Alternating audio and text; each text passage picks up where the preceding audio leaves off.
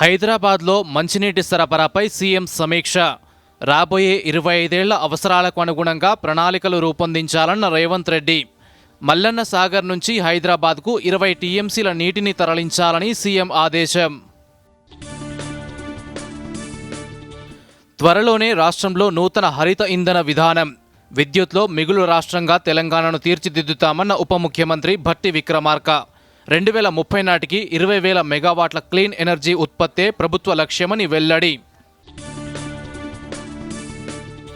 సంధ్య theatre ఘటనలో అల్లు అర్జున్కు మంజూరైన regular bail. ఈ కార్ రేసింగ్లో కేటీఆర్కు ఏసీబీ నోటీసులు.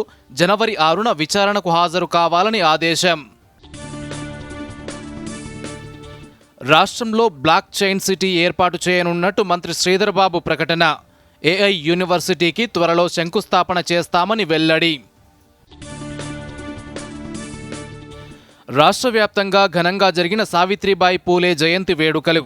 స్త్రీ విద్య, మహిళా సాధికారతలో ఆమె సేవలు స్ఫూర్తిదాయకమని కొనియాడిన ప్రముఖులు.